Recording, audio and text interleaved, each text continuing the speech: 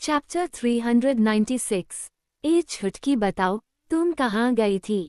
वो आदमी मीरा का गला दबा रहे थे और मीरा अपना गला छुड़ाने की कोशिश कर रही थी, और तभी उस आदमी ने मीरा को इतनी जोर से छोड़ा कि मीरा फिर से सड़क पर जा गिरी।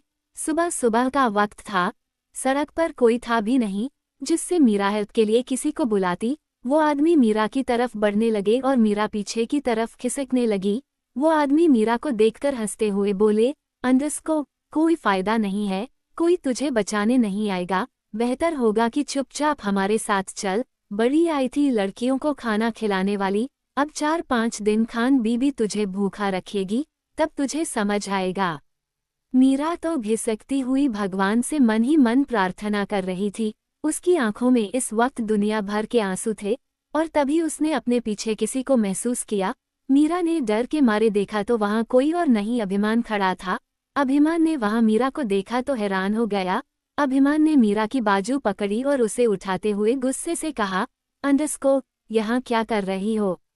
मीरा कुछ नहीं बोली, वो कुछ भी बोलने की हालत में नहीं थी, और तभी उनमें से एक आदमी ने गुस्से में कहा, अंडरस्को, ओ हीरो बाद में बनना, पहले इस लड़की को हमें दो, इस लड़की पर हमारा हक है। अभिमान ने एक नज़र उन दोनों आदमियों को देखा और फिर मीरा को देखकर बोला, अंडरस्को, कुछ पूछ रहा हूँ मैं, तुम इतनी सुबह यहाँ क्या कर रही हो? लेकिन मीरा फिर से कुछ नहीं बोली, बस रोने लगी। उसे तो अभिमान से डर लग रहा था। पिछली बार जब अभिमान से उसकी टक्कर हुई थी तो अभिमान ने उसे बहुत सुनाया था, जिस वजह से उसे अभिमान से भी डर लग रहा था। अभिमान ने एक बार फिर गुस्से में कहा, अंडरस्को, मीरा कुछ पूछ रहा हूँ, इतनी सुबह सुबह यहाँ क्या कर रही थी? मीरा डरते हुए अपनी लड़खड़ाती जुबान में बोली, अंडरस्को, सर मैं गलती से। तभी उन दोनों आदमी में से एक आदमी बोला, अंडरस्को, मैंने कहा ना, इस लड़की को हमारे हवाले कर दो। अभिमान को भी अब गुस्सा आ गया। अभिमान इतना कहाँ किसी की सुनता था जितना उसने उन दोनों आदमी की सुन ली थी। अभिमान ने पंच बनाया और एक आदमी के मुंह पर जड़ते हुए कहा, अंडरस्को, दिखाई नहीं दे रहा, मैं इस लड़की से बात कर रहा हूँ। वो आदमी सीधा जमीन पर जा गिरा। अभिमान ने फिर से मीरा को देखकर कहा, अंडरस्को, तुम मुझे बताओगी कि तुम इतनी सुबह सुबह यहाँ क्या कर रही हो?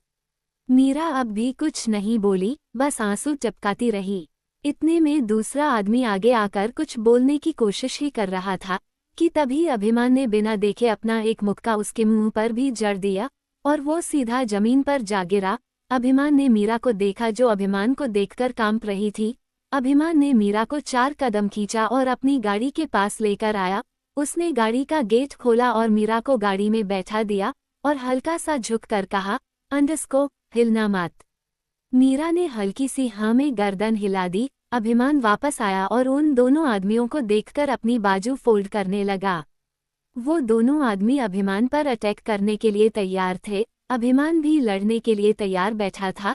देखते देखते अभिमान ने अपनी फाइटिंग स्किल का इस्तेमाल करते हुए उन दोनों आदमी को बहुत मारा, और वो दोनों आदमी अगले 3 मिनट में जमीन पर पड़े हुए दर्द से कर्रा रहे थे। अभिमान वापस अपनी गाड़ी के पास आया। उसने ड्राइविंग सीट की तरफ का गेट खोला और गाड़ी में बैठकर गाड़ी स्टार्ट कर दी। करीब 20 मिनट बाद गाड़ी रघुवंशी मैंशन के बाहर रोकी। अभिमान गुस्से में गाड़ी से उतरा। उसने फिर मीरा की तरफ का गेट खोला और मीरा की बाजू पकड़कर गाड़ी से उतारा। मीरा अब थोड़ा सा गिड़गिड़ाते हुए बोली, अंडरस्को, sir I am sorry, sir really very sorry, sir please माफ कर दीजिए, सर प्लीज गुस्सा मत कीजिए, सर प्लीज सॉरी। लेकिन अभिमान ने मीरा की एक ना सुनी और उसे खींचता हुआ मेंशन के अंदर ले आया। मीरा लगातार गिड़गिड़ा रही थी, लेकिन अभिमान तो जैसे अब बहरा हो गया था। अभिमान मीरा को खींचता हुआ देव के कमरे के अंदर ले आया। अभिमान ने देखा तो कृष और युग दोनों ही बातें कर रहे थे। अभिमान ने मीरा की बाजू पकड़कर मीरा को देव की तरफ लगभग धकेलते हुए कहा, अंडरस्को, तू लेकर आया था ना इसे। मीरा गिर जाती, लेकिन कृष ने उसे संभाल लिया। मीरा बुरी तरह रोने लगी। कृष ने मीरा को देखा तो हैरान हो गया। कृष ने मीरा को अपने सीने से लगाकर हल्का सा रब करते हुए कहा, अंडरस्को, ए छुटकी, क्या हुआ है? अभिमान बोला, अंडरस्को, हाँ पूछ इससे कि ये सुबह सुबह वहाँ क्या करने गई थी। मीरा कुछ बोल नहीं रही थी, बस सिसकियां ले रही थी। डर के मारे उसकी तो आवाज ही नहीं निकल रही थी। कृष एक बार फिर मीरा की कमर पर हाथ लपेटकर उसे अपने करीब किया और उसकी आंखों में आए हुए आंसू को पोंछकर बोला, अंडस्को, क्या हुआ है मीरा, कहाँ गई थी तुम? मीरा कुछ नहीं बोली। अभिमान ने गुस्से में मीरा को पॉइंट करके कहा, अंडस्को, बहुत हो गया तुम दोनों बहनों का नाटक, जल्दी बताओ तुम कहाँ गई थी। मीरा अब भी कुछ नहीं बोली, उसे तो इस वक्त तीनों से डर लग रहा था। अभिमान ने गुस्से में मीरा की तरफ 2 कदम बढ़ाए तो युग ने उसे बीच में ही गले लगाकर पीछे की तरफ धकेलते हुए बोला, अंडस्को, अभिमान शांत हो जा, हम बात कर रहे हैं ना, वो बता देगी। देख तो सही कितना डर गई। हर कोई लड़की आराध्या जैसे नहीं होती जो तेरे गुस्से का जवाब गुस्से से दे। बहुत सारी लड़कियां शांत भी होती हैं, मीरा उन्हीं में से एक है। उसकी हालत तो देख, हम उससे प्यार से पूछेंगे तो बता देगी, इतना गुस्सा करने की जरूरत नहीं है। अभिमान ने चिल्लाते हुए कहा, अंडस्को, गुस्सा करने की जरूरत नहीं है, तू जानता है इसके पीछे 2 आदमी पड़े हुए थे। जरा कोई इससे पूछे कि जब वो रघुवंशी मैंशन में रहती है तो ये वहां क्या करने गई। युग ने जैसे तैसे अभिमान को शांत करवाया और सबसे पहले कृष के कमरे का गेट बंद किया, क्योंकि अभिमान बहुत ज्यादा गुस्से में चिल्ला रहा था।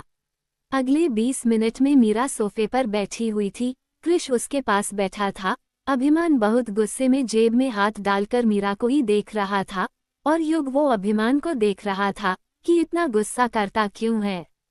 कृष ने बहुत प्यार से मीरा से पूछा, अंडस्को, छुटकी बहुत देर से रो रही हो, अब बताओ क्या हुआ, कहाँ गई थी तुम, कहाँ से लाया है अभिमान तुम्हें और कौन लोग तुम्हारे पीछे थे। युग ने मीरा की तरफ पानी का गिलास बढ़ाते हुए कहा, अंडस्को, मीरा देखो प्लीज हमें बता दो तुम कहाँ गई थी। सीनियर्स को पता चलेगा तो घर में बवाल हो जाएगा, समझ रही हो ना तुम। मीरा ने युग के हाथ से पानी का गिलास ले लिया और उसमें से 2 घुट पानी पीकर गिलास टेबल पर रखते हुए धीरे से बोली, अंडस्को, वो मैं।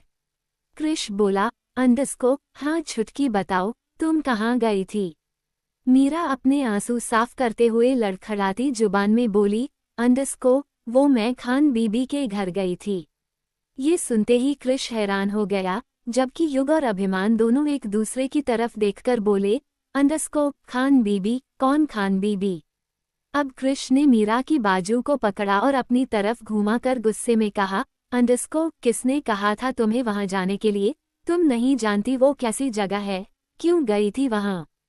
कृष को गुस्से में देखकर मीरा फिर से रोने लगी। कृष ने दांत पीसते हुए कहा, अंडस्को, छुटकी में चांटा मारते हुए एक बार नहीं सोचूंगा, अब सच सच बताओ क्यों गई थी।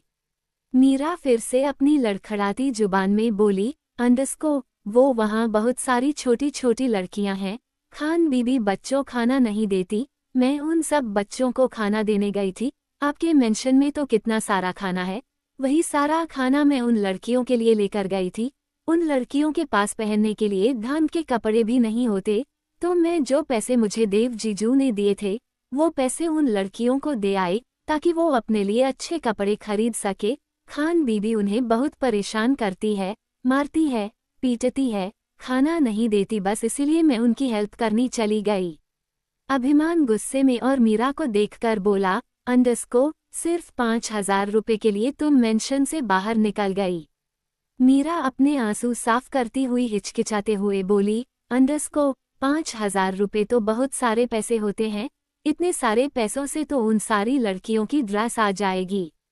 अभिमान गुस्से में मीरा को देख रहा था और मीरा तो डरी सहमी कृष के पास बैठी थी और कृष को समझते देर नहीं लगी कि मीरा खान बीबी के घर क्यों गई थी। कृष ने मीरा से पूछा, अंडस्को, क्या खान में भी छूट गई। मीरा ने हाँ में गर्दन हिला दी। कृष ने एक बार फिर मीरा की आंखों से आंसू साफ करते हुए कहा, अंडस्को, अच्छा तुम जाओ, जाकर माँ के कमरे में सो जाओ। मीरा ने मासूमियत के चलते कृष को देखकर धीरे से कहा, अंडस्को, और बड़े पापा। कृष बोला, अंडस्को, बड़े पापा स्टडी रूम में है, तुम जाओ माँ के पास जाकर सो जाओ और जब तक मैं ना कहूँ मेंशन से बाहर मत जाना, समझ रही हो ना। मीरा ने हाँ में गर्दन हिला दी। मीरा उठकर वहां से चली गई और सीधा हीर के कमरे में गई। हीर बेड पर सो रही थी। मीरा हीर के पास जाकर लेट गई और उसने बस हीर की साड़ी का पल्लू को कसकर पकड़ लिया। थोड़ी देर में मीरा सुबकते सुबकते सो गई। तभी हीर की आंख खुली। हीर ने मीरा को अपने पास देखा तो पहले तो हैरान हो गई, लेकिन अगले ही पल उसे मीरा पर प्यार आ गया। हीर ने नोटिस किया कि मीरा उसके पास आकर तो लेटी, लेकिन डर के मारे उससे दूरी बनाकर सोई हुई थी और उसने हीर का पल्लू कसकर पकड़ हुआ था, जैसे कोई छोटा बच्चा अपनी मां का पल्लू पकड़ता है।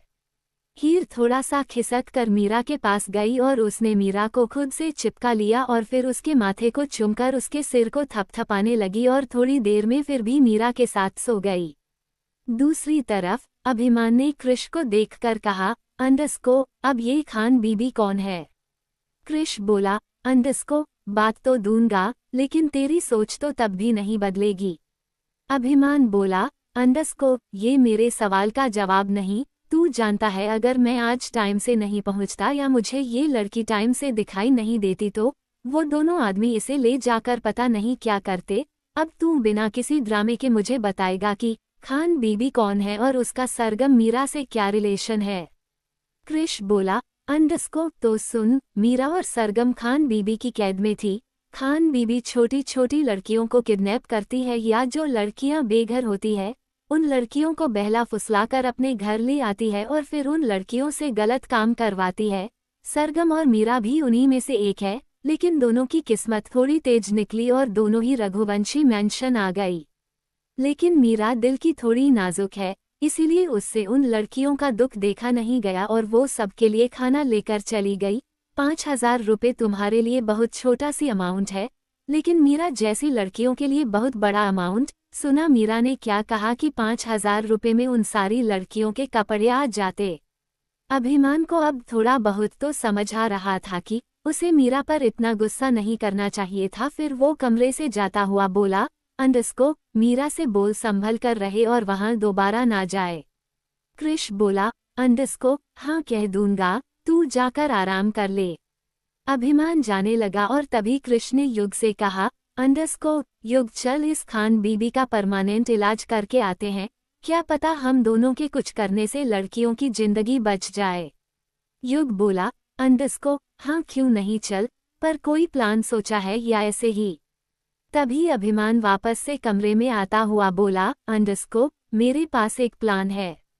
युग और कृष दोनों हैरानी से अभिमान को देखने लगे। अभिमान बोला, अंडस्को, ऐसे क्या देख रहे हो? मैंने कहा ना मेरे पास प्लान है। सही का कृष ने इस खान बीबी का परमानेंट इलाज कर देते हैं, इसकी वजह से सोसाइटी बहुत गंदी हो गई है। थोड़ी देर बाद तीनों ही बातें करने लगे और तीनों ने एक सॉलिड प्लान बनाया।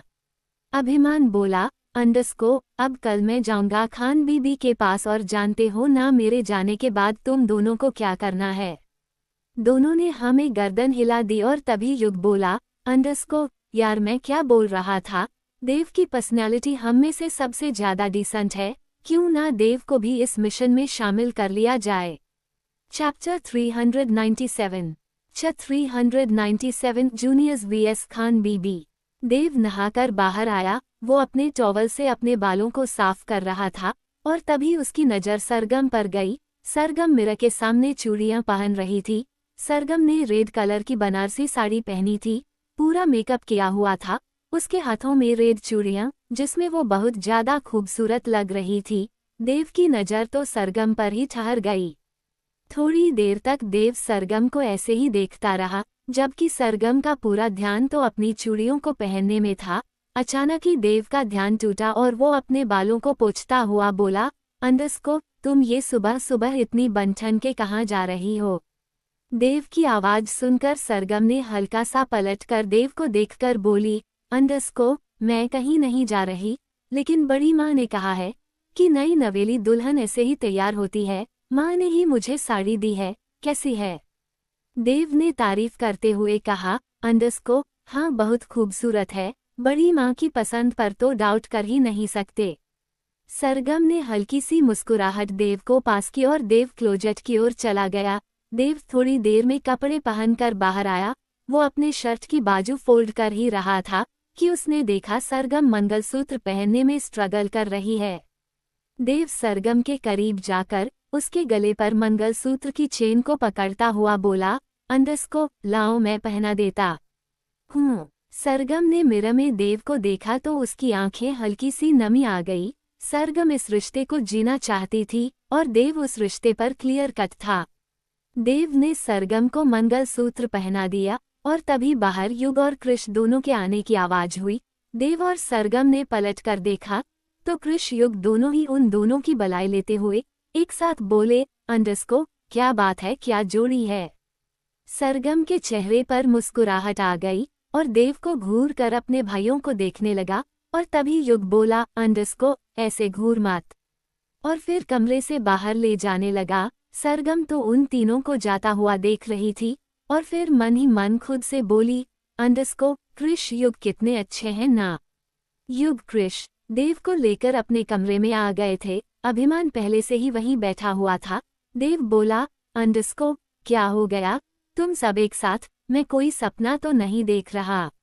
अभिमान ने कहा, अंडरस्को, नहीं, कोई सपना नहीं है, एक मिशन है जिसके चलते हम चारों इकट्ठे हुए हैं। और फिर अभिमान ने सारी बातें देव को बता दी। देव को भी समझते देर नहीं लगी कि उस दिन सरगम भी मजबूर होकर उसके कमरे में आई थी।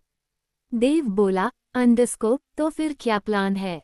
अभिमान ने सारा प्लान देव को भी समझा दिया। चारों बात ही कर रहे थे, तभी आर्या उस कमरे में आई और बोली, अंडरस्को, क्या बात है, और चारों एक साथ। चारों ने एक साथ कहा, अंडरस्को, गुड मॉर्निंग। शिवाय की छुई मुई। आर्या की आंखें हैरानी से फैल गई। बचपन से ही जब सारे इकट्ठे होते थे तो उसे ऐसे ही शिवाय की छुई मुई बोलते थे। आर्या ने कृष के कान पकड़कर हल्के से मरोड़ते हुए कहा, अंडरस्को, शर्म नहीं आई। कृष हल्का सा दर्द में बोला, अंडरस्को, अरे भाभी, शर्म क्यों आएगी, आप क्या शिवाय की चोरी हुई आधे से ज्यादा राजस्थान को पता है कि आपका दूसरा नाम शिवाय की छुई मुई है। आर्या ने हल्का साइड कृष की बाजू पर मारा और फिर सबको देखकर बोली, अंडरस्को, ये जूनियर्स कहाँ जाने की तैयारी कर रहे हैं। अभिमान बोला, अंडरस्को, माँ कुछ काम, आप बताओ आप यहाँ क्यों आए। उद्धरण चिन्ह। आर्या ने कहा, अंडरस्को, कल रात देव सरगम का रिसेप्शन है तो कृपया करके 2 दिन और इसी मेंशन में रुक जाना, ऐसा ना हो कि एक एक करके निकाल लो। अभिमान बोला, अंडरस्को, हाँ ठीक है, रिसेप्शन से पहले नहीं जाऊंगा। आर्या अपनी बात बोलकर चली गई। आर्या के जाते ही चारों ने अपने प्लान को एग्जीक्यूट करने की सोच ली। अभिमान बोला, अंडरस्को, ये जो भी करना है रिसेप्शन से पहले ही खत्म करना होगा, वरना रिसेप्शन के बाद सीनियर रघुवंशी हरकत में आ जाएंगे और अगर उन्हें पता चल गया कि हम सब ने ये किया है तो बेकार में उनका चीखना चिल्लाना शुरू हो जाएगा। सब अभिमान की बात से एग्री हो गए। अभिमान बोला, अंडरस्को, तो ठीक है, तुम सब निकलो, मैं अभी आता हूँ। वो तीनों वहां से चले गए और अभिमान टॉवल लेकर वॉशरूम में चला गया। अभिमान थोड़ी देर में नहाकर आया और प्रोजेक्ट की ओर चला गया। वहां से वो कपड़े पहनकर जब बाहर आया, आते ही उसका पैर एक लिक्विड पर रखा गया और तभी वो धड़ाम से जमीन पर जा गिरा। उसके गिरते ही जोर जोर से हंसने की आवाज आने लगी। अभिमान ने कसकर आंखें बंद कर ली क्योंकि वो जानता था ये शरारत किसी और की नहीं बल्कि आराध्या की है। आराध्या वही एक कटोरा लेकर खड़ी हुई थी जिसमें तेल था और उसने जानबूझकर अभिमान को गिराने के लिए उसके कमरे में तेल गिरा दिया था। अभिमान उठने लगा लेकिन फिर से उसका पैर स्लिप हो गया। वो फिर से जमीन पर जा गिरा और ये देखकर आराध्या और ज्यादा हंसने लगी। अभिमान को गुस्सा तो बहुत आ रहा था लेकिन उसने अपना गुस्सा कंट्रोल कर लिया। अभिमान जैसे तैसे उठा। उसने अपने कपड़े देखे तो उसकी वाइट शर्ट पूरी तरीके से तेल में हो चुकी थी। अभिमान गुस्से में आराध्या को देख रहा था और आराध्या ने मुस्कुराकर एक जवाब देते हुए कहा, अंडरस्को, कल मुझसे कोई बकवास कर रहा था, औकात में रहो, भीख मांगने लगी, ब्ला ब्ला ब्ला कहकर आराध्या और ज्यादा हंसने लगी। अभिमान गुस्से में आराध्या की तरफ एक कदम बढ़ा तो आराध्या 2 कदम पीछे हटकर बोली, अंडरस्को, मिस्टर रघुवंशी, आराम से, पूरे कमरे में तेल है, ऐसा ना हो इस बार गिरे तो हड्डियां टूट जाए। अभिमान ने आसपास नजर घुमाकर देखा तो सच में उसके कमरे में तेल ही तेल था। वो जैसे भी पैर रखता फिसल जाता अभिमान खुद सोफे के सहारे पकड़कर खड़ा था। अभिमान गुस्से में बोला, अंडस्को गिलहरी, तुम्हें तो मैं छोड़ूंगा नहीं। आराध्या हंसते हुए बोली, अंडस्को पहले यहाँ से बाहर आने का इंतजाम तो करो, उसके बाद ही तो मुझे पकड़ोगे। आराध्या वापस जाने लगी, तभी अभिमान चिल्लाते हुए बोला, अंडस्को गिलहरी, याद रखना, इसका बदला तो मैं लेकर रहूंगा। आराध्या ने पलटकर अभिमान को देखा और बोली, अंडस्को हाँ ठीक है, बिल्कुल, मैं तो चाहती हूँ कि तुम इसका बदला लो, फिर मैं बदला लूंगी, फिर तुम बदल लोगे, कितना मजा आएगा ना, बदला बदला गेम में। इतना कहकर आराध्या वहां से चली गई और अभिमान वो बस गुस्से में दांत पीस कर रह गया। देव ने गाड़ी बंगले के बाहर की। ये वही बांग्ला था जहां खान बीबी लड़कियों को लेकर आई थी और फिर उसकी मजबूरी का फायदा उठाती थी। देव ने उस बंगले को देखकर कहा, अंडस्को यार, क्यों ना ये बंगला ही खरीद ले, वैसे भी मैंने सरगम को वेडिंग गिफ्ट नहीं दिया, क्यों ना यही बांग्ला खरीदकर उसके नाम कर दूं।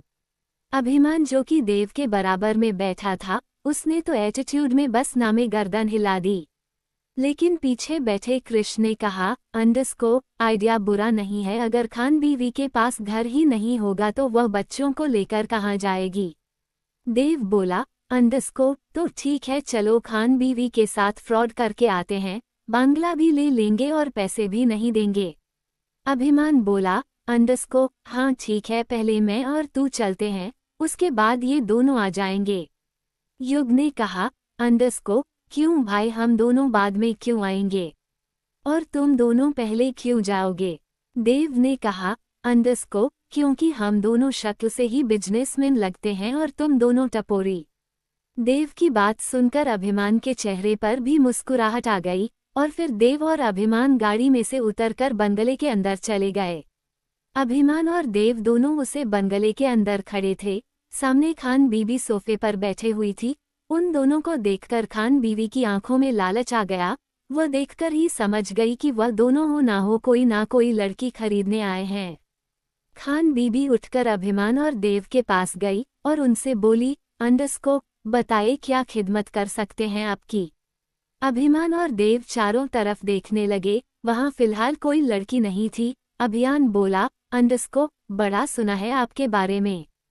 खान बीवी इतराते हुए बोली, अंडस्को जी, ये तो आपका बड़प्पन है कि आपने हमारे बारे में सुना है, वरना आप जैसे अमीर लोग हम जैसे छोटे लोगों के बारे में कहाँ सुनते हैं। खैर बताइए क्या दिखाऊं आपको। मेरे पास हर राज्य का हीरा है।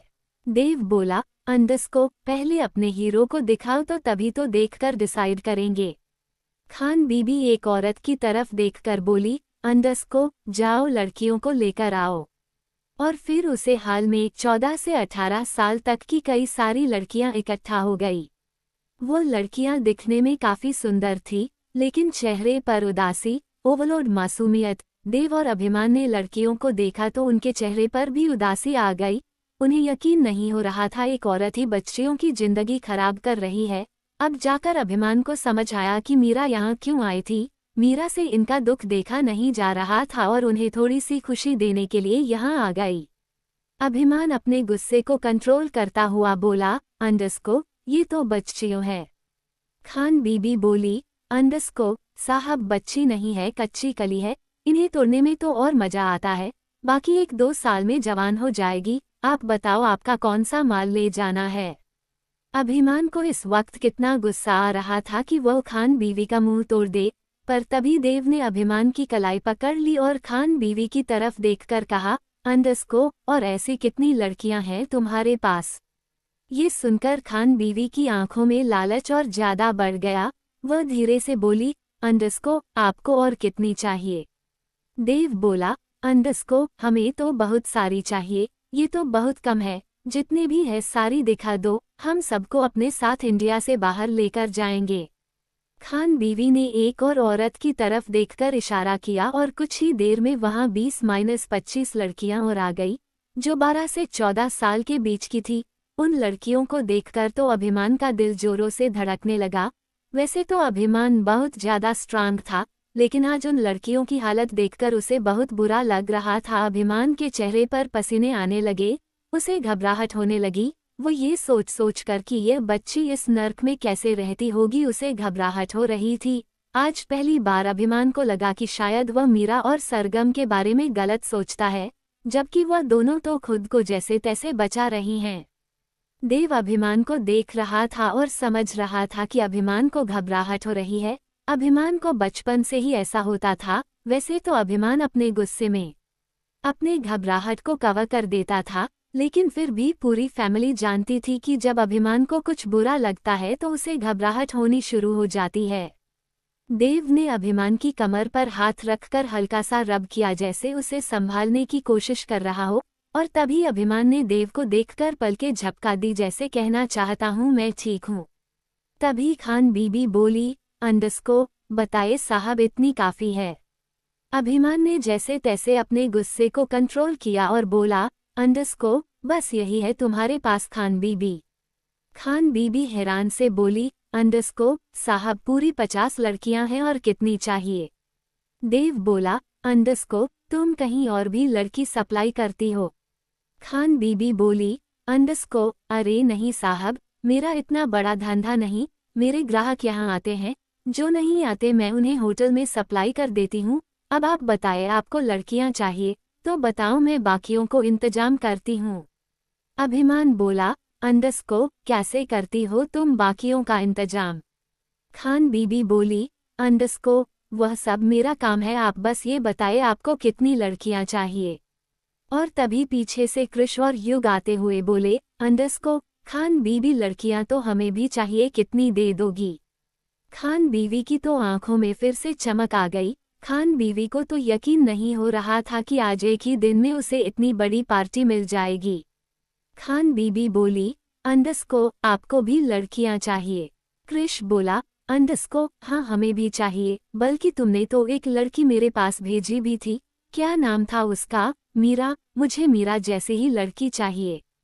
कृष के मुंह से मीरा का जिक्र सुनकर तीनों भाइयों ने कृष की तरफ देखा और कृष ने हल्के से कंधे उचकाकर खान बीवी से कहा, अंडस्को मेरी तरफ देखने से क्या होगा, मैं बस एक एग्जाम्पल दे रहा हूँ कि मुझे मीरा जैसी लड़की चाहिए, इसका मतलब यह नहीं है कि मुझे मीरा से प्यार हो गया। खान बीवी बोली, अंडस्को अरे हमने कब कहा कि आपको मीरा से प्यार हो गया? देख लीजिए सब यही लड़कियां हैं मेरे पास, बाकी कुछ वक्त देंगे तो और इंतजाम कर दूंगी।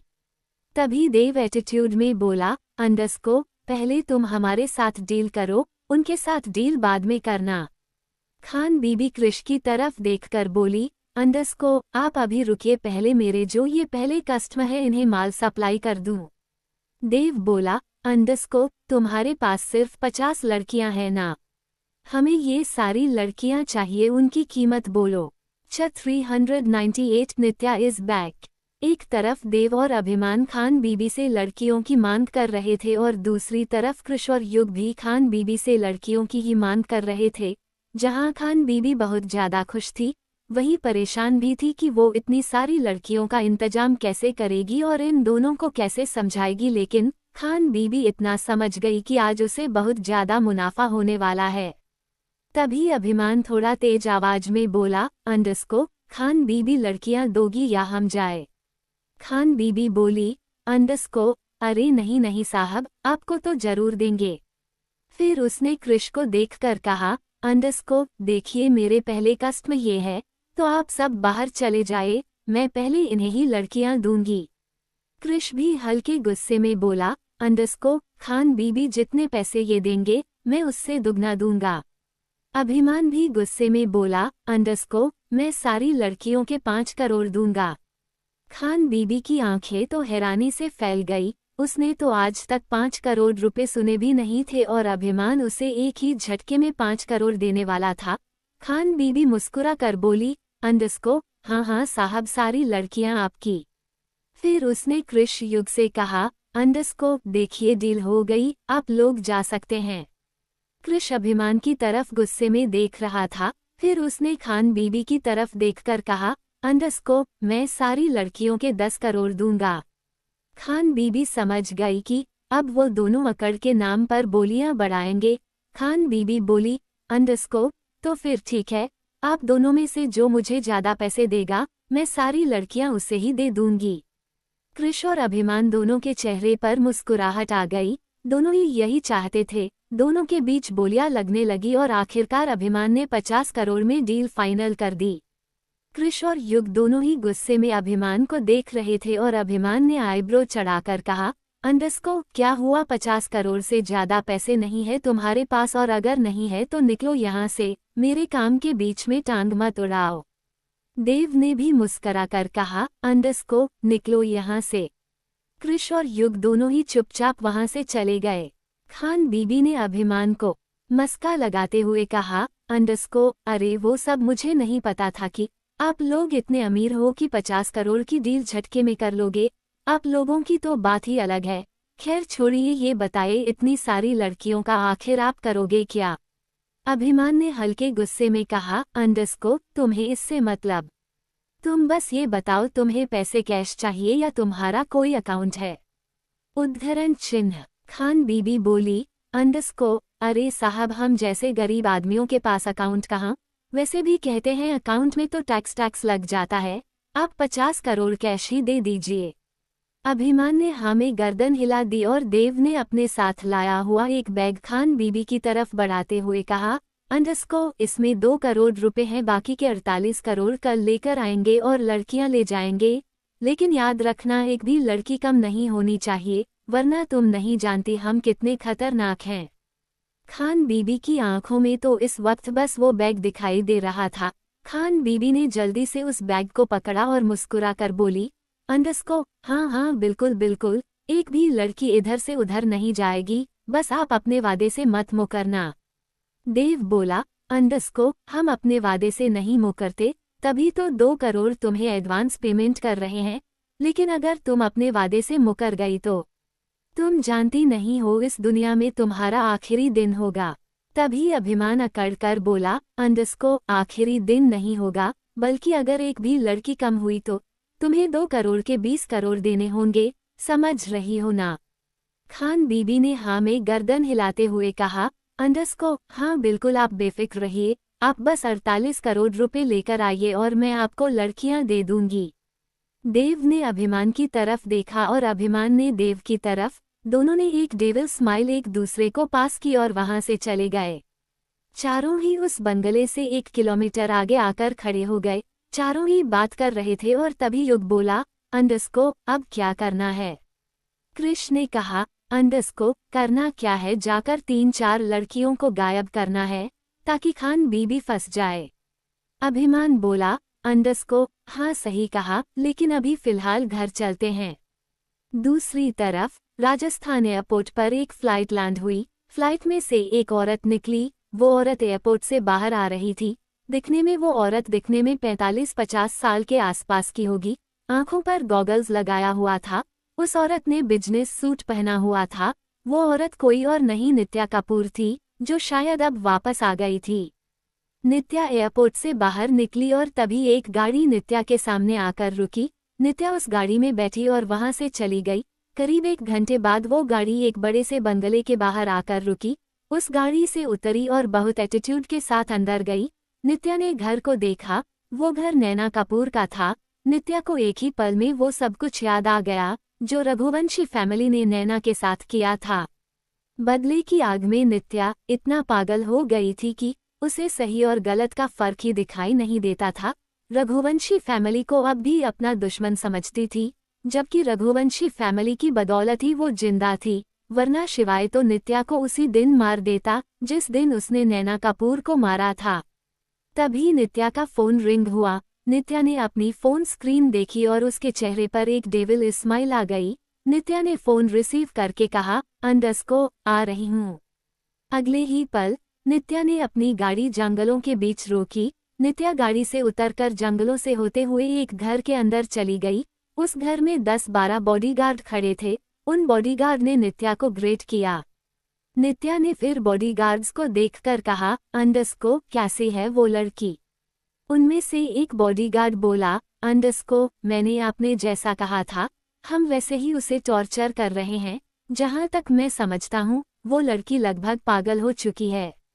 नित्या ने अपना गॉगल उतारा। उस बॉडीगार्ड को देखकर सुलगती हुई आंखों से कहा, अंडरस्को लगभग पागल हो गई है, मैंने तुम्हें कहा था उसे पूरा पागल कर दो।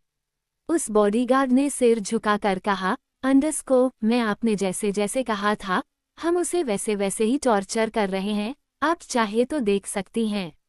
नित्या ने एक तंज भरी मुस्कान के साथ कहा, उसे ही तो देखने इंडिया वापस आई हूँ और शिवाय रघुवंशी को दिखाने आई हूँ कि जिस लड़की को वो इतनी पागलों की तरह ढूंढ रहा है, वो लड़की तो मेरे पास है। शिवाय रघुवंशी को अब हारने से कोई नहीं बचा सकता, उसे तो मैंने अपने घुटनों पर लाकर गोली ना मारी तो मेरा नाम भी नित्या कपूर नहीं।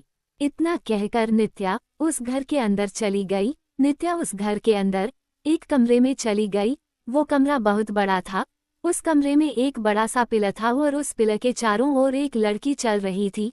उस लड़की की उम्र मुश्किल से 19-20 साल की थी, दिखने में बहुत कमजोर, जैसे 15-16 साल की हो। वो लड़की बस चलती जा रही थी, उसी पिलर के चारों ओर चक्कर लगा रही थी। उस लड़की को कोई होश नहीं था, बस चलती जा रही थी और उसके मुंह पर एक ही नाम था, शिवाय रघुवंशी मॉन्स्टर है, शिवाय रघुवंशी मॉन्स्टर है। यही बड़बड़ाती हुई वो लड़की उस पिलर के चारों ओर चक्कर लगा रही थी। नित्या ने उस लड़की को देखा तो हंसकर कहा, सच कहा तुमने, लगभग पागल ही हो गई है। अच्छी बात है, इसे तो और पागल होना है, इतना पागल होना है कि रघुवंशी परिवार जब इस लड़की से मिले तो दुख के मारे इसी की तरह पागल हो जाए। नित्या बॉडीगार्ड को देखकर बोली, कितने घंटे चलती है ये? उस बॉडीगार्ड ने कहा, मैम करीब 16 से 17 घंटे। नित्या बोली, खाना कितनी बार देते हो?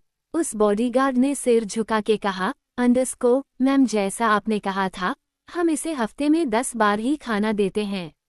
नित्या बोली, ठीक है, बाकी टॉर्चर का क्या? उस बॉडीगार्ड ने कहा, हफ्ते में 2 बार पूरे घर की सफाई करती है। नित्या ने बॉडीगार्ड को ऊपर से नीचे तक देखते हुए कहा, ये लड़की दिखने में तो बहुत खूबसूरत है, क्या तुम्हारा दिल इस लड़की को देखकर डगमगाता नहीं है? उस बॉडीगार्ड ने आंख उठाकर नित्या को नहीं देखा, लेकिन वो समझ रहा था कि नित्या क्या कहने की कोशिश कर रही है। निया ने फिर एक डेविल स्माइल के साथ कहा, चाहो तो उस लड़की से अपनी जरूरत पूरी कर सकते हो, और इनफैक्ट तुम ही क्यों, यहाँ जितने भी बॉडीगार्ड हैं वो इस लड़की के साथ कुछ भी कर सकते हैं। उद्धरण चिन्ह। बॉडीगार्ड कुछ नहीं बोला, चुपचाप खड़ा रहा।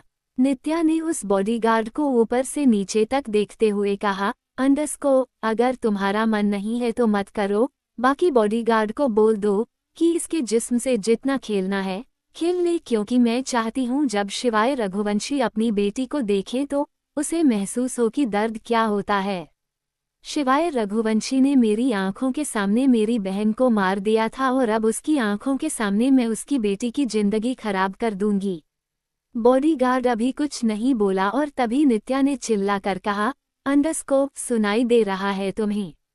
उस बॉडीगार्ड ने हाँ में गर्दन हिलाते हुए कहा, यस मैम, जैसा आप कहते हैं वैसा ही होगा। उद्धरण चिन्ह। नित्या ने उस बॉडीगार्ड का कॉलर पढ़कर उसकी आंखों में देखकर गुस्से में कहा, मैं जानती हूँ तुम्हारी आंखों में इस लड़की के लिए सिंपैथी दिखाई दे रही है, लेकिन तुम्हें पैसा मैं देती हूँ, इसलिए ये सिंपैथी अपने पास तक ही रखो। कल फिर आऊंगी, तब तक इस लड़की के जिस्म पर एक भी कपड़ा नहीं होना चाहिए। मुझे अपनी आंखों के सामने इस लड़की की इज्जत की धज्जियां उड़ती हुई देखनी है, समझ गए ना? अपने बॉडीगार्ड को समझा देना। उस बॉडीगार्ड ने हाँ में गर्दन हिला दी और नित्या वहां से चली गई। नित्या के जाते ही उस बॉडीगार्ड ने उस लड़की को देखा जो अब भी शिवाय मॉन्स्टर है कहती हुई उस पिलर के चक्कर लगा रही थी। तभी बाकी के बॉडीगार्ड्स भी मैनन बॉडीगार्ड के पास आ गए। बाकी के बॉडीगार्ड ने मैनन बॉडीगार्ड से पूछा, क्या हुआ, क्या करके गई है मैडम? वह बॉडीगार्ड बोला, कुछ नहीं, जाकर अपना अपना काम करो। मैंने कहा इस लड़की पर और ज्यादा नजर रखो, क्योंकि इसके घर वाले इसे ढूंढने की पूरी कोशिश कर रहे हैं। तभी उनमें से एक बॉडीगार्ड ने कहा, यार मैंने सुना है कि ये लड़की बहुत अमीर घर से है। मेन बॉडीगार्ड बोला, अमीर नहीं, बहुत ज्यादा अमीर घर से है। खैर छोड़ो, जो अपना काम करो। रघुवंशी इंडस्ट्रीज। शिवाय, राजवीर और दिव्यांश तीनों ही कॉन्फ्रेंस रूम में बैठकर मीटिंग अटेंड कर रहे थे। अभी एक बाउंसर परमिशन लेकर अंदर आया। शिवाय बोला, अंडस्को, हाँ बताओ क्या खबर है। बाउंसर ने कहा, अंडस्को सर, नित्या कपूर वापस आ गई। ये सुनते ही तीनों के चेहरे की हवाएं उड़ गई और तभी शिवाय ने राजवीर के कंधे पर हाथ मारकर कहा, अंडस्को, हाँ तो सीनियर अब कैसे करेगा। राजवीर ने हैरानी से शिवाय को देखकर कहा, अंडस्को, थोड़ी बहुत शर्म है कि नहीं। शिवाय ने ना में ही गर्दन हिलाकर कहा, अंडस्को, शर्म तो नहीं है, लेकिन ये पता लगाना पड़ेगा वापस क्यों आए।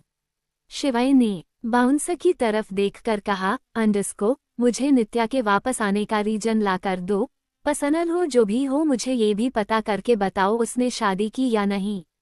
मुझे ये भी पता करके बताओ कि वो किस टाइम कहाँ जाती है, कहाँ रहती है, क्या करती है। सब कुछ उसके सुबह 6 बजे से लेकर अगली सुबह 6 बजे तक वो क्या क्या काम करती है, मुझे उन सब की इन्फॉर्मेशन चाहिए। बाउंसर ने हमें गर्दन हिलाई और चला गया।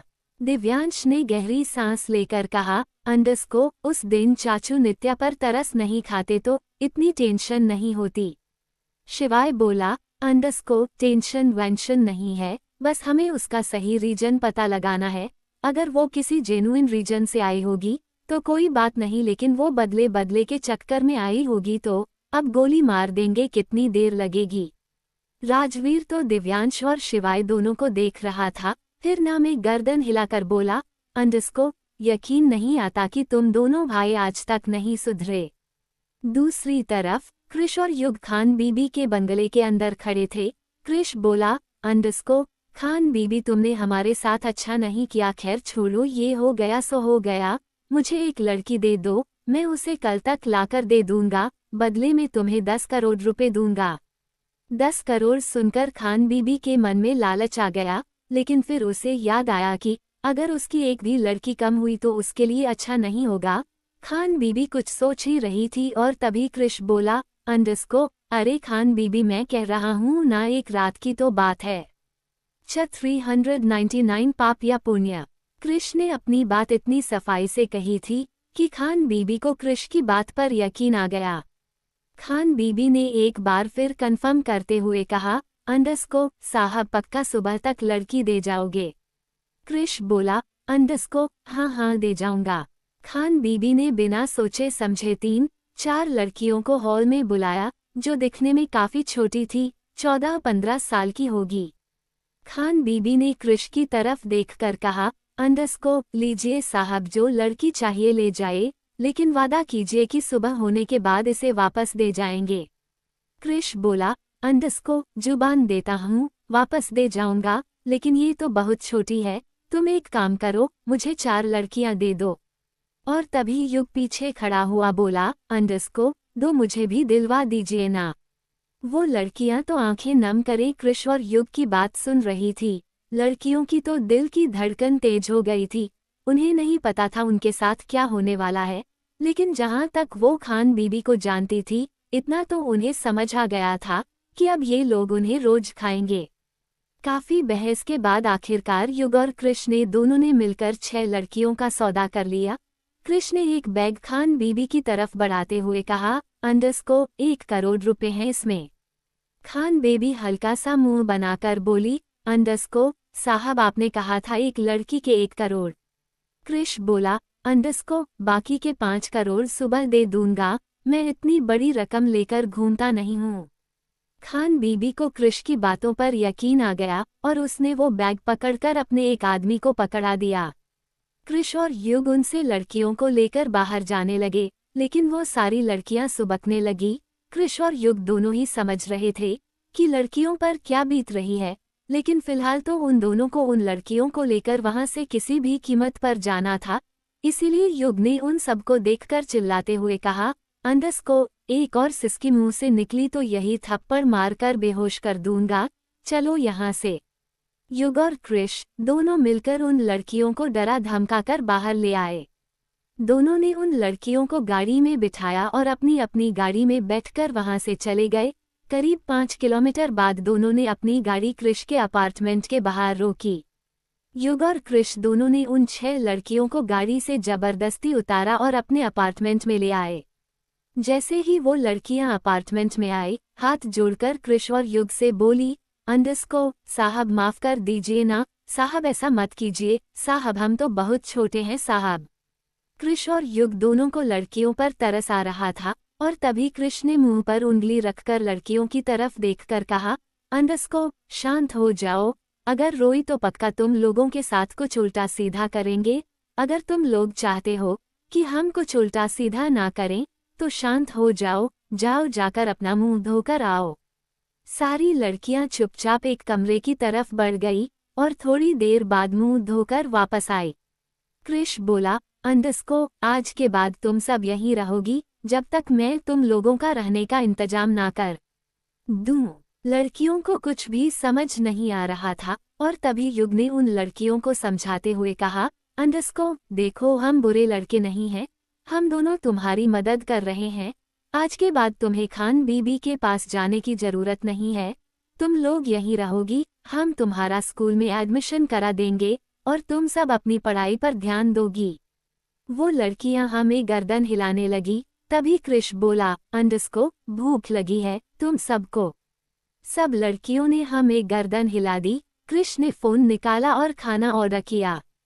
थोड़ी देर में वहां एक डिलीवरी बॉय आया। क्रिश और युग दोनों ने उन लड़कियों के लिए खाना सर्व किया और वो लड़कियां भी खाना खाने लगी। बेचारी ऐसे खाना खा रही थी जैसे कितने दिन की भूखी हो। वैसे भी खान बीबी अपनी बात मनवाने के लिए उन लड़कियों को भूखा ही रखती थी। क्रिश को तो लड़कियों पर बहुत तरस आ रहा था।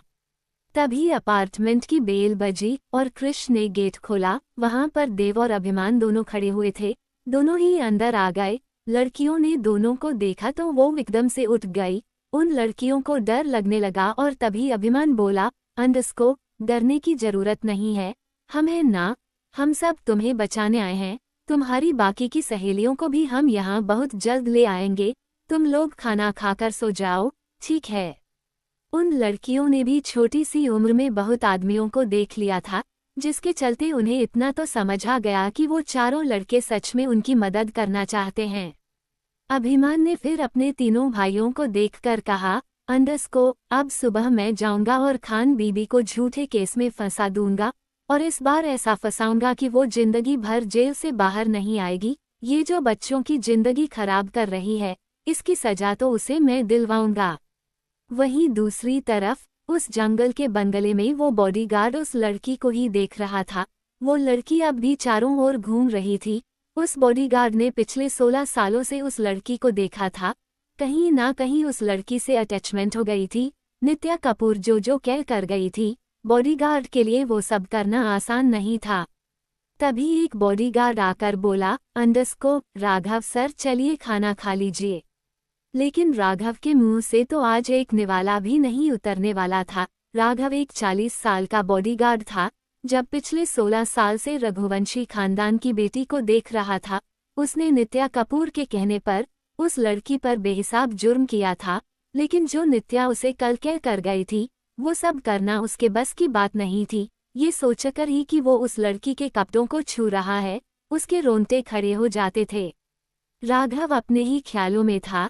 तभी एक बॉडीगार्ड ने फिर कहा, राघव सर आपसे बात कर रहा हूँ, चलिए खाना खा लीजिए, वो लड़की तो ऐसे ही घूमती रहेगी।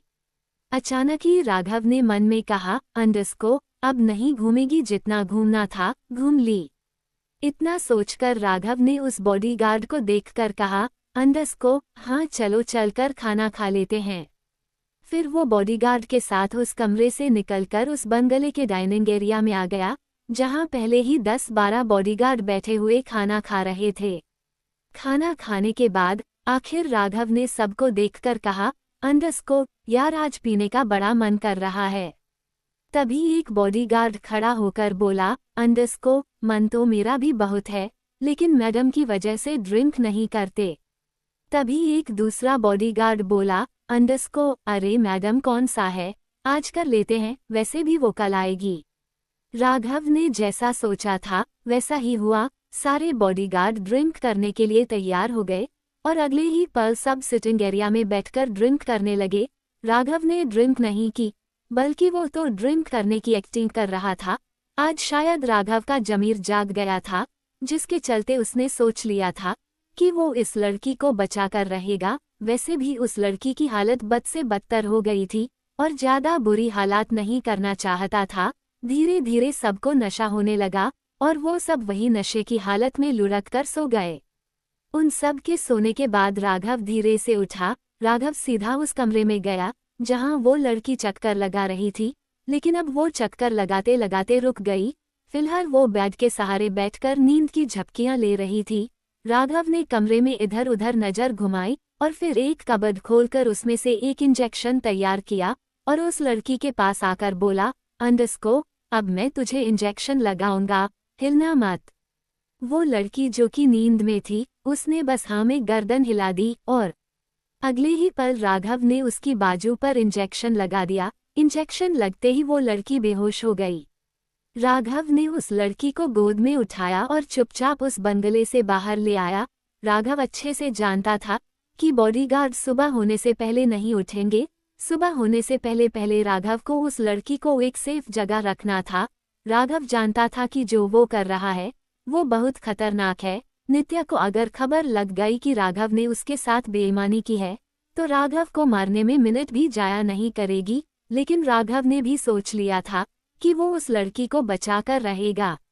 राघव ने उस लड़की को कार में बैठाया और चुपचाप उस कार को स्टार्ट करके वहां से चला गया। करीब 4 घंटा ट्राई करने के बाद राघव ने गाड़ी अपने अपार्टमेंट के बाहर रोकी। तब तक सन्नाटा पसरा हुआ था, वॉचमैन भी सोया हुआ था। राघव ने धीरे से उस लड़की को गोद में उठाया और अपने अपार्टमेंट की तरफ बढ़ गया। राघव उस लड़की को लेकर अपार्टमेंट में आ गया। उसने उस लड़की को अपने बेडरूम में लेटा दिया और ब्लैंकेट से कवर किया और फिर अचानक ही उस लड़की के बालों में हाथ फेरता हुआ बोला, अंडस्को, बहुत हुआ, बहुत पाप कर दिया मैंने। बस अब एक पुण्य करना चाहता हूँ। जानता हूँ इस पुण्य को करने में मेरी जिंदगी खतरे में आ जाएगी, लेकिन अब जो होगा देखा जाएगा। तुम्हारे साथ इतना बुरा तो नहीं कर सकता। राघव फिर किचन में गया। उसने वहां से कुछ कुकीज, ड्राई फ्रूट लाकर बेड के सिरहाने रख दिए ताकि जब उस लड़की की आंख खुले और उसे भूख लगे तो उसे खा ले। उसके बाद राघव ने एक पतली रस्सी ली और उस रस्सी से उस लड़की का पैर बेड के पैर से बांध दिया ताकि वो उस कमरे से बाहर ना जा सके। राघव ने उस लड़की को देखा और फिर खुद से बोला, अंडस्को, इस रस्सी से वॉशरूम जा सकती है, कमरे के गेट तक भी आ सकती है, लेकिन बाहर नहीं जा सकती। खाने के लिए मैंने इसके लिए रख ही दिया। 2 दिन में काम को निपटा कर वापस आ जाऊंगा। वैसे भी शायद ही इसे 2 दिन तक होश आए।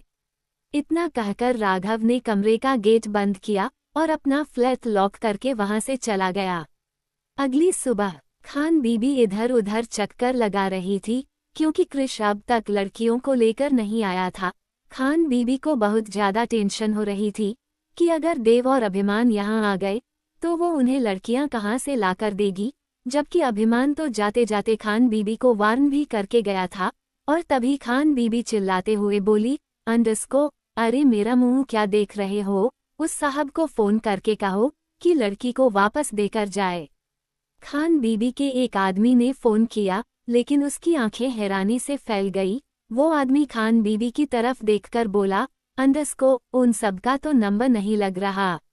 ये सुनते ही खान बीबी ने तो अपना हाथ अपने सिर पर मार लिया और फिर वो गुस्से से बोली, अंडस्को, अब क्या होगा? अगर लड़कियां वापस नहीं आई फिर तो वो अमीर सेठ हमसे दुगने पैसे मांगेगा। कहाँ से लाकर देंगे हम पैसे? वहीं दूसरी तरफ कृष के फ्लैट में चारों भाई सोफे पर जैसे तैसे एडजस्ट होकर सो रहे थे। हालांकि अभिमान को ऐसे नींद नहीं आती थी, लेकिन उसने मिशन हाथ में लिया था तो उसे भी सोना ही पड़ता। ये बात तीनों भाई अच्छे से जानते थे कि अभिमान को कम्फर्ट सोने की आदत है, वो ऐसे नहीं सो सकता। लेकिन कृष के बेडरूम में वो लड़कियां सो रही थी, इसीलिए वो चारों भाई लिविंग एरिया में सो रहे थे। आखिरकार अभिमान तो इरिटेट होकर उठ गया और उसने कृष के बैक में लात मारकर उसे उठाते हुए कहा, अंडस्को, उठ जा कृष, बहुत हुआ, पूरी रात मैं ठीक से सोया नहीं हूँ और अब तुम्हें सोता हुआ देखकर मुझे गुस्सा आ रहा है। लात लगने से कृष भी अपनी कमर को हल्का हल्का रब करता हुआ उठकर बैठ गया और फिर हल्के गुस्से में बोला, अंडस्को अभिमान कुछ तो शर्म कर चाचू, लगता हूँ मैं तुम्हारा। अभिमान ने इरिटेट होते हुए कहा, अंडस्को जाकर एक कप चाय बना कर ला, और ऐसी बनाना जैसी बड़ी माँ बनाती है। कृष ने एक छोटा सा पिलो लिया और सोफे पर मारता हुआ बोला, अंडस्को जाकर बड़ी माँ के हाथ की ही पी ले, और अगर मिल जाए तो मेरे लिए भी ले आयो। उद्धरण चिन्ह। इतना कहकर कृष फिर से सोने लगा। अभिमान गुस्से में उठा, उसने फिर देव की बाजू पकड़कर हिलाते हुए कहा, अंडस्को देव उठ जा, तुझे तो नींद नहीं आती, तू कैसे सो गया? तभी युग हल्की सी नींद में बोला, अंडस्को अरे नींद नहीं आती इसका मतलब ये थोड़ी ना सोता ही नहीं है, बेचारा वैसे भी 4 बजे सोया था और अभी तो 6 बजे हैं, 2 घंटे भी नहीं हुए देव को सोए हुए, और तू उसे उठा रहा है। अभिमान ने फिर एक लात युग को मारते हुए कहा, अंडस्को तो फिर तू उठ जा। युग उठ गया और अभिमान को देखकर गुस्से में बोला, अंडस्को अबे तेरी प्रॉब्लम क्या है? थोड़ा बहुत तो सोने दे।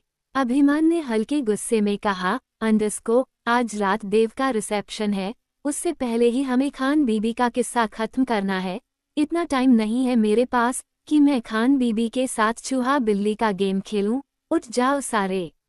400 जूनियर्स की पहली जीत।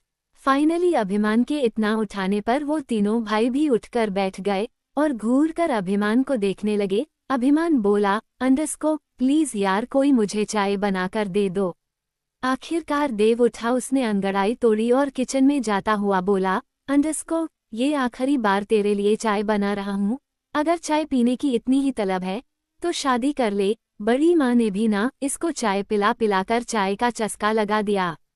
थोड़ी देर बाद देव बड़ा होने के नाते सबके लिए चाय बनाकर लाया। देव ने चाय की ट्रे टेबल पर रखी और बोला, अंडस्को जल्दी पियो, उसके बाद चलना भी है। देव वापस से किचन में गया और उसने फिर से एक ट्रे उठाई जिसमें उन बच्चियों के लिए भी चाय थी। देव एक कमरे में गया जहां वो बच्चियों सो रही थी। देव ने वो चाय टेबल पर रखते हुए कहा, अंडस्को ओ देवियों उठ जाओ, सुबह हो गई, चाय पी लो।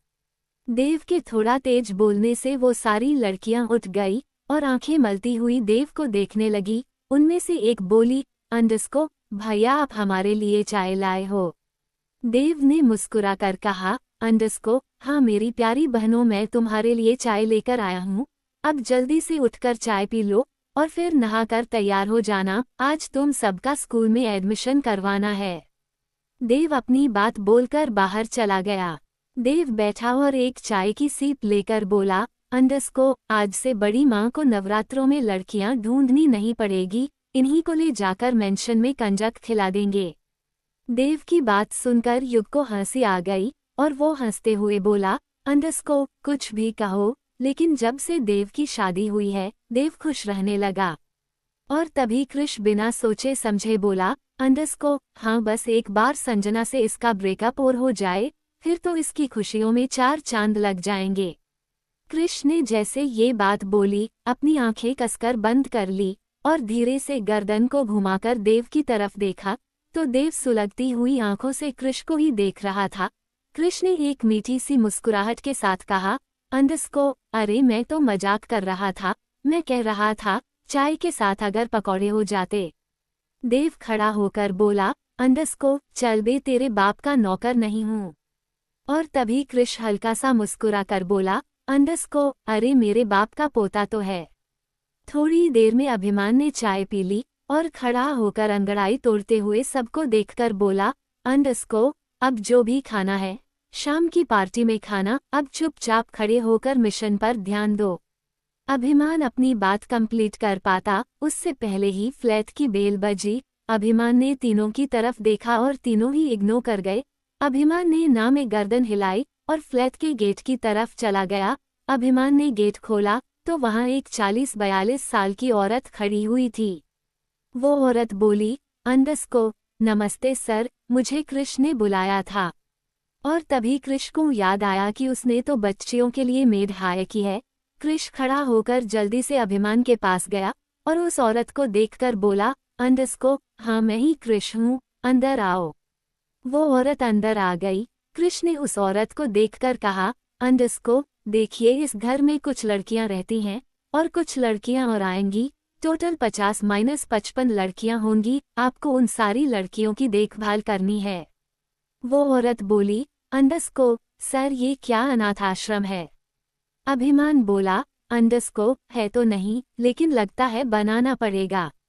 अभिमान अपनी बात बोलकर चला गया और कृष ने उस औरत की तरफ देखकर कहा, अंडस्को, कुछ ऐसा ही समझ लीजिए, हम भाइयों ने कुछ लड़कियों को अडॉप्ट किया है और अब उन लड़कियों की देखभाल के लिए हमें एक केयरटेकर चाहिए, तो आप प्लीज ये जॉब कर लेंगी ना? उस औरत ने हाँ में गर्दन हिला दी। कृष ने किचन की तरफ इशारा करते हुए कहा, अंडस्को, वो रहा किचन, आप आज से ही अपनी जॉब स्टार्ट कर दीजिए। उस औरत ने हाँ में गर्दन हिलाई और किचन में चली गई। दूसरी तरफ उस जंगल में जो घर था, वहां राघव के साथ उसके बॉडीगार्ड सो रहे थे और तभी नित्या ने एक बॉडीगार्ड को लात मारकर उठाते हुए कहा, अंडस्को, सब सो रहे हो, मैं क्या तुम्हें यहाँ सोने के पैसे देती हूँ? बॉडीगार्ड ने आंखें मलकर आंख खोली तो सामने नित्या खड़ी थी। नित्या सुलगती हुई आंखों से देख रही थी। नित्या को देखते ही सारे बॉडीगार्ड जल्दी से उठ गए, उनमें राघव भी था। नित्या ने राघव को देखकर कहा, अंडस्को, मैंने कल तुम्हें कुछ करने के लिए कहा था, वो किया कि नहीं? राघव धीरे से बोला, अंडस्को, मैंने कल नहीं किया, लेकिन अगर आप कहेंगे तो अभी कर दूंगा। नित्या ने एक तंज भरी मुस्कान के साथ एक बॉडीगार्ड को देखकर कहा, अंडस्को, अपना मोबाइल निकालो और चलो उस लड़की के पास। राघव को छोड़कर किसी को कुछ समझ नहीं आ रहा था और राघव भी मन ही मन खुद से ही कह रहा था, अंडस्को, कितनी घटिया औरत है, इससे ज्यादा घटिया औरत नहीं हो सकती। नित्या, राघव और बाकी बॉडीगार्ड के साथ उस कमरे में आ गई। नित्या ने उस कमरे में नजर घुमाई और राघव को देखकर कहा, अंडस्को, कहाँ है वो लड़की? लेकर आओ। राघव उस कमरे में जो बाथरूम था उसमें जाकर देखने लगा, लेकिन वो लड़की राघव को कहीं नहीं मिली। राघव अपने चेहरे पर हैरानी के भाव लाता हुआ बोला, अंडस्को, मैम वो लड़की नहीं मिल रही। ये सुनते ही नित्या की आंखें हैरानी से फैल गई। बाकी के बॉडीगार्ड हरकत में आए और उस बड़े से कमरे में इधर उधर देखने लगे। कोई उसके बेड के पास देखता, कोई बेड के नीचे, कोई कमरे की अलमारी के अंदर, सबने हर जगह नजर घुमा ली, लेकिन वो लड़की कहीं नहीं मिली।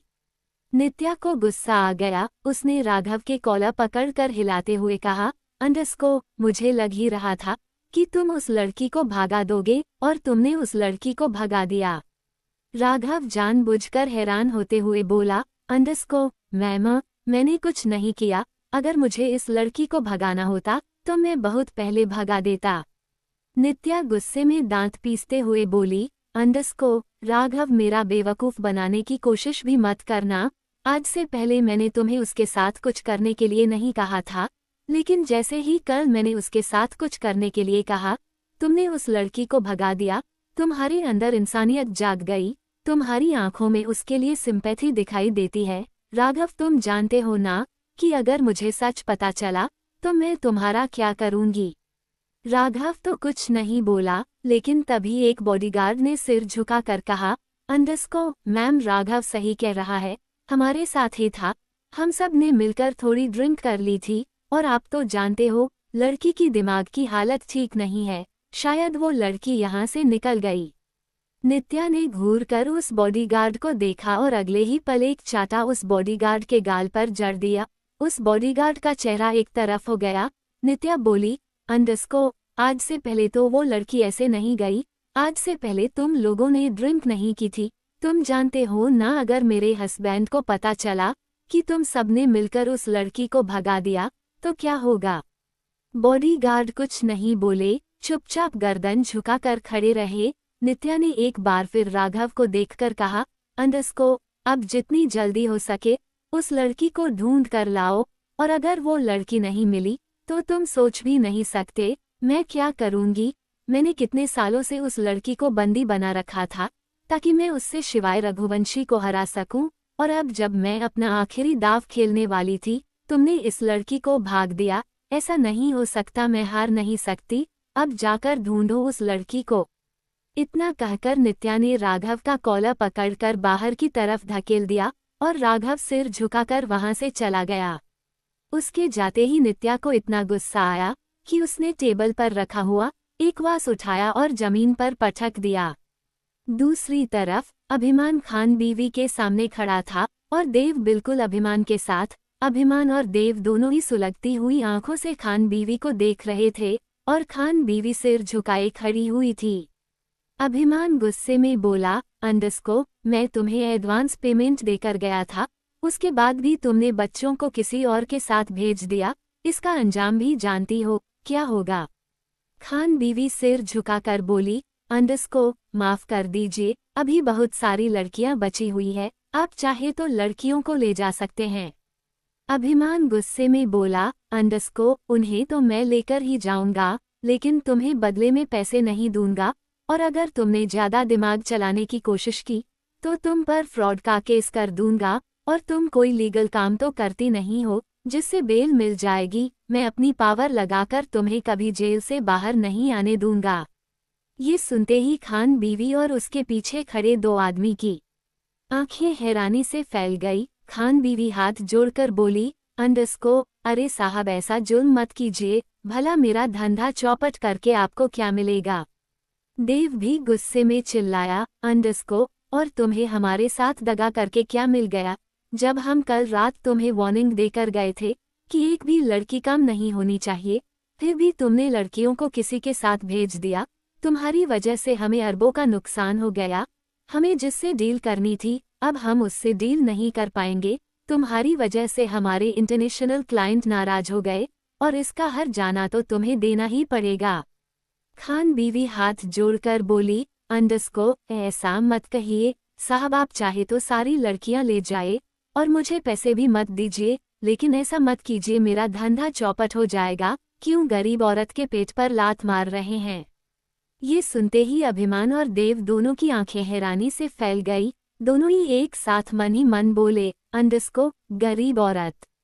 अगले पल दोनों अपने सेंस में आए और अभिमान ने गुस्से में कहा, अंडस्को, बहुत हुई तुम्हारी नौटंकी, तुम्हारी वजह से मुझे बहुत नुकसान झेलना पड़ेगा।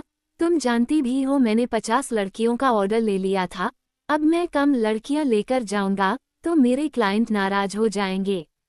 खान बीवी हाथ जोड़कर बोली, अंडस्को, अरे साहब इस बार एडजस्ट कर लीजिए ना, अगली बार आएंगे तो बहुत सारी लड़कियों का इंतजाम कर दूंगी, माफ कर दीजिए ना इस बार।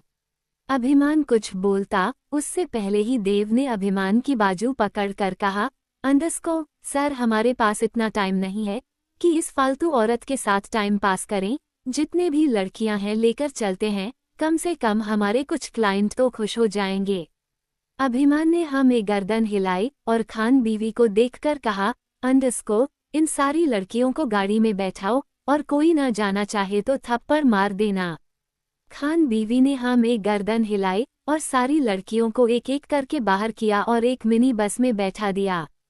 खान बीबी ने फिर हाथ जोड़कर अभिमान से कहा, अंडस्को, सर पैसे। अभिमान की आंखें गुस्से में लाल हो गई और देव उसने तो खान बीवी की बाजू पकड़कर हिलाते हुए कहा, अंडस्को, पैसे तो तुम हमें दोगी, तुम्हारी वजह से हमारा बहुत नुकसान हुआ है और अभी तुम्हें पैसे चाहिए। हमने तुम्हें कल रात जितने पैसे दिए थे सारे वापस लेकर आओ। याद नहीं हमने क्या कहा था कि अगर हमारे पैसे डूबे तो तुम्हारे लिए ठीक नहीं होगा। और तभी अभिमान ने अपनी जेब में से बंदूक निकाली। बंदूक देखकर खान बीवी की सिट्टी पिट्टी गुम हो गई और उसने अपने आदमियों को देखकर बैग लाने का इशारा किया। वो दोनों आदमी बैग लेकर आ गए और उन्होंने वो बैग देव के हाथ में थमा दिया। देव उस बैग को लेकर अपनी गाड़ी के पास आया और उसने उस बैग को गाड़ी में रख दिया। देव ने फिर कृष को फोन करके कहा, अंडस्को, कृष बड़े पापा का विक्रमादित्य वर्मा दोस्त है ना, जो IAS ऑफिसर है, वो अभी रिटायर्ड नहीं हुआ। जितनी जल्दी हो सके विक्रम अंकल की मदद लेकर इस खान बीवी का पत्ता साफ करें, नहीं तो न जाने कितनी लड़कियों की जिंदगी खराब कर देगी। कृष बोला, अंडस्को, तुम फिक्र मत करो, मैंने पहले ही अंकल को कॉल कर दिया है, बहुत जल्द यहाँ आते ही होंगे, बस तुम अभिमान को लेकर निकालो। देव ने फोन कट किया और अभिमान के पास आ गया। अभिमान अभी अपनी बंदूक उलट पुलट कर देख रहा था खान बीबी बंदूक को देखकर डर रही थी और तभी देव बोला, अंडस्को, डरने की जरूरत नहीं है। खान बीवी, इसका इस्तेमाल हम तब करते अगर तुम हमारी बात नहीं मानती, लेकिन तुमने हमारी बात मान ली, इसीलिए हम तुम्हें जिंदा छोड़ रहे हैं, वरना तुम नहीं जानती तुम्हारी वजह से हम कितना नुकसान उठाने वाले हैं। अभिमान और देव दोनों ही वहां से एटीट्यूड में लड़कियों को लेकर चले गए और खान बीवी अपने 2 आदमियों के साथ उन्हें जाता हुआ देख रही थी। जैसे ही वो लोग खान बीवी की आंखों से ओझल हुए, खान बीवी वही गार्डन में बैठकर रोने लगी।